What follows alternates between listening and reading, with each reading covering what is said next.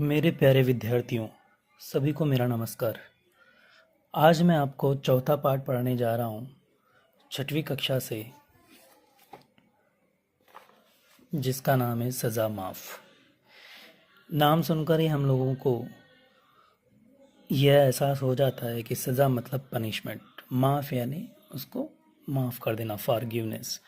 ठीक है, तो आइए आज हम लोग पढ़ते पढ़ते हुए आपको समझाने की जो है कोशिश करते हैं।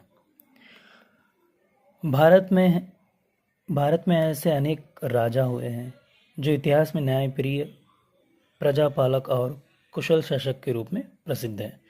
वे भेष बदलकर अपनी प्रजा के सुख दुख की जानकारी प्राप्त करते थे। ज़रूरत पड़ने पर उनकी सहायता के लिए भी वो जो है करते थे। ऐसे ही एक राजा था, राजा नहीं, उसे सम्राट कहें तो उचित होगा।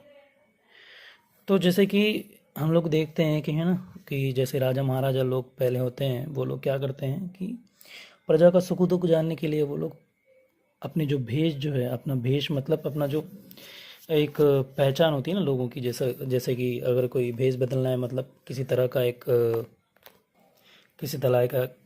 एक अलग रूप धारण करना, जिससे लोग जो है पहचान न पाए। इससे क्या होगा कि वो लोग जो है, राजा लोग जो है, सुख दुख उनका जानते थे। ठीक है, एक दिन सम्राट अपने राज्य को बंदी गृह देखने गए। वहाँ उनकी दृष्टि 4 कैदियों पर पड़ी। अधीक्षक से कहकर उन्होंने चारों कैदियों को अपने पास बुलवाया। तो एक दिन क्या हुआ, राजा जो है बंदी गृह यानी कि जेल होता है ना, वो देखने के लिए गए, जहाँ पर उनको ना जो है, उनको 4 कैदी दिखे। जैसे कि आप देख सकते हैं यहाँ पर तस्वीर में कि 4 कैदी, 1 2 3 4। ठीक है, इधर भी एक कैदी है, लेकिन यहाँ पर जिक्र किया है सिर्फ 4 कैदियों का। ठीक है, 4 कैदी। ठीक है, तो ये क्या करते हैं, देखने के बाद अपने अधीक्षक को बोलते हैं, कह कर बुलाते हैं कि उन 4 कैदियों को अपने पास बुलवाया। मतलब अधीक्षक यानी जो जेल में जो है, जो बंदी गृह में जो है, जो मुख्य भूमिका निभाता है, उसको बुलाया है ना, जिनके उन हाथों में जो है वो जेल की जो चाबी होती है ना, जिससे जेल का ताला जो खोला जा सकता है, जो लोग एक जिम्मेदार व्यक्ति के रूप में वहाँ पर स्थित होते हैं, वहाँ पर रहते हैं। ठीक है, तो फिर पहले कैदी से उन्होंने पूछा, तुम बंदी गृह क्यों लाए गए? फिर पहला कैदी जो है बोलने लगा, नगर सेठ से यहाँ चोरी हुई। नगर कोतवाल वास्तविक चोर को पकड़ ना सके, अपनी कमज़ोरी छुपाने के लिए उन्होंने मुझे पकड़कर यहाँ पहुँचा दिया। तो पहला कैदी जो है बोल रहा है कि जो उसका असली एक चोर था, वास्तविक चोर जो था, उसको पकड़ नहीं पाए ये लोग। कोतवाल यानी पर पुलिस, है ना, वो लोग पुलिस जो है, वो जो वास्तविक यानी जो सच में एक चोर था, उसको पकड़ नहीं पाए, है ना। उसके बदले वो इसको पकड़ के लाए, क्योंकि उनको अपनी कमज़ोरी छुपानी पड़ी। ठीक है, तब सम्राट ने दूसरे कैदी से बंदी गृह में आने का कारण पूछा, मतलब जेल में आने का कारण पूछा। वह बोला, महाराज, मैं भी चोरी के जुर्म में यहाँ लाया हूँ, पर मैं बेकसूर हूँ। नगर कोतवाल से मेरी दुश्मनी थी, उन्होंने शत्रुता का बदला लेने के लिए मुझे यहाँ पर बंद कर दिया। तो दूसरा कैदी भी यह बोल रहा है कि मैं तो बेकसूर हूँ, लेकिन जो कोतवाल जो है, जो पुलिस वाला जो है, उससे मेरी दुश्मनी थी, इसलिए उन्होंने दुश्मनी का बदला लेने के लिए उन्होंने जो है मुझे यहाँ पर लाकर बंद कर दिया। अब सम्राट तीसरे की ओर उन्मुख हुए। मैं भी निर्दोष हूँ। उन्मुख मतलब देखकर उनकी तरफ देखा, तो उनके पूछने से पहले ही जो तीसरा जो कैदी है बोलना शुरू कर दिया। बोला कि नगर कोतवाल को रिश्वत न दे सका, इसलिए चोरी का अपराध मेरे सिर पर मंड दिया और मुझे यहाँ पर लेकर आ गए। ठीक है, तो क्या हो रहा है, यहाँ पर तीनों के तीन जो है, वो लोग अपना गुनाह जो है, अपना अपराध जो है, वो स्वीकार नहीं कर रहे हैं, और वो जो है दोष दे रहे हैं किसको, कि कोतवाल को, पुलिस को। ठीक है,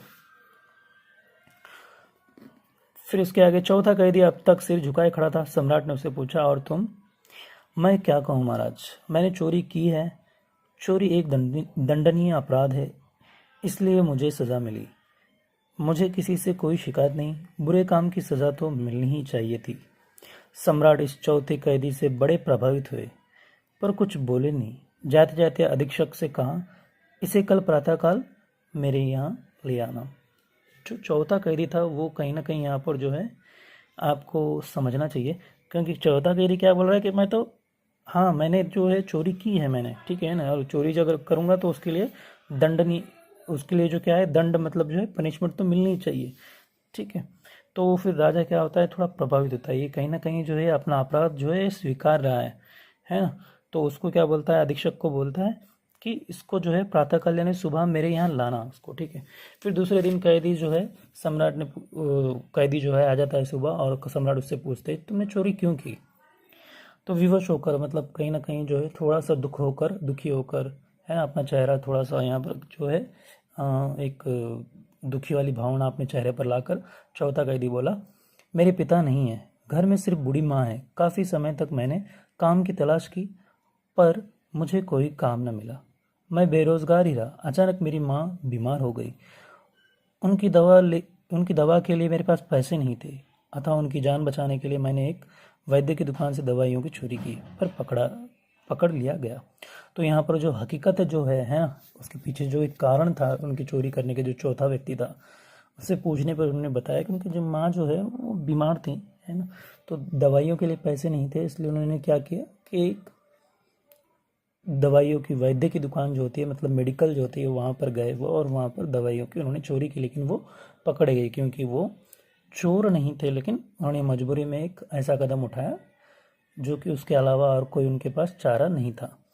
सम्राट ने तब बंदीगृह अधीक्षक से कहा इसे छोड़ दो, क्योंकि इसने विवशतावश चोरी की है, इसको अपनी किए की पछतावा भी है, सबसे बड़ी बात यह है कि इसने अपने बारे में सब सच बताया है। तो सम्राट जो है अपने अधीक्षक से बोलते हैं, बंदीगृह के जेल के, उनको बोलते हैं कि इनको छोड़ दो, क्योंकि इन्होंने जो है मतलब मजबूरी में आकर किया है ना, जानबूझकर नहीं किया है चोरी, और चोरी जो है इनका पेशा नहीं है। फिर और तो और इनको जो है इनके किए पे, यानी इन्होंने जो भी किया था उसके लिए इन्हें पछतावा है, रियलाइजेशन हुआ है इनको, और सबसे बड़ी बात यह भी है कि उन्होंने अपने बारे में सब कुछ सच बताया है। फिर सम्राट उस चौथे कैदी की ओर देखकर बोले, छूटने के बाद तुम कल मेरे दरबार में आना, मैं तुम्हें दरबार में काम दूंगा जिससे भविष्य में तुम्हें फिर कभी ऐसा काम ना करना पड़े। बंदी गृह के अधीक्षक ने उस चौथे कैदी को मुक्त कर दिया, सच्चाई के कारण उसकी सज़ा माफ़ हो गई, जबकि अन्य तीनों कैदियों को झूठ बोलने के कारण बंदी गृह में ही रखा गया। तो यहाँ पर क्या हुआ कि राजा जो है, सम्राट जो है, उन्होंने क्या कहा कि इसको छोड़ दो। छोड़ देने के बाद उन्होंने कहा कि कल तुम दरबार में आना, और जो है दरबार में ही तुमको मैं काम दूंगा, ताकि भविष्य में जो है चोरी तुम्हें ना करना पड़े, क्योंकि वो एक अच्छा व्यक्ति था। इसलिए राजा ने जो है कहीं ना कहीं अपनी जो है एक दरिया दिली, है ना, और एक राजा होने का सबूत भी दिया कि राजा जो है वो प्रजा की रक्षा के लिए, प्रजा की सेवा के लिए ही होता है।